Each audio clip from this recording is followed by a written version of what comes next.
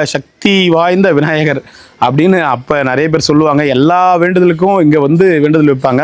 குழந்தை வரம் இல்லாதவங்க அதை பாருங்க, தொட்டில் கட்டியிருக்காங்க பாரு. இப்பயும் அது இந்த கண்டிப்பாக அந்த தொட்டில்லாம் கட்டினவங்க நம்ம ஊர் லோக்கலால் தான் இருப்பாங்க.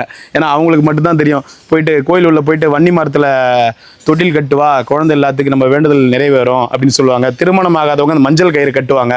அப்புறம் அந்த பாருங்க மஞ்சள் கயிறுலாம் இருக்குது பாருங்க. திருமணம் ஆகாதவங்க மஞ்சள் கயிறு கட்டுவாங்க. ஏன்னா அவ்வளோ ஒரு ஸ்பெஷல் இந்த வன்னி மர விநாயகர். அப்புறம் அவங்களுக்கு என்னென்ன வேண்டுதல் இருக்கோ அந்த வேண்டுதலை வந்து இந்த இடத்துல இந்த வன்னி மரத்தை சுற்றி இதை பாருங்கள் கயிறாக கட்டிட்டு இந்த வேண்டுதலை வந்து இந்த விநாயகர்கிட்ட வேண்டிட்டு போவாங்க. நான் கேள்விப்பட்ட விஷயத்தை தான் உங்களுக்கு ஷேர் பண்ணுறேன். எனக்கு அவங்க சொல்லி இவங்க சொல்லின்னு தெரியாது. நாங்கள் அப்போ வரும்போது இங்கே ஐயர் பூஜை பண்ணிருப்பாரு. அப்போ அவர்கிட்ட கேட்போம் இது என்ன சாமின்னா, அப்போ சொல்லுவார் இந்த மாதிரி வல்லப்ப மகாராஜா அவர் வந்து எப்போ வந்தாலும் இந்த கோயிலில் பூஜை பண்ணிட்டு தான் எங்கே போனாலும் போவார். குழந்தை இல்லாதவங்களுக்கு இந்த கோயிலில் வந்து தொட்டில் கட்டினா குழந்தை பிறக்கும், கல்யாணம் ஆகாதவங்களுக்கு இந்த கோயிலில் வந்து மாங்கல்யம் கட்டினா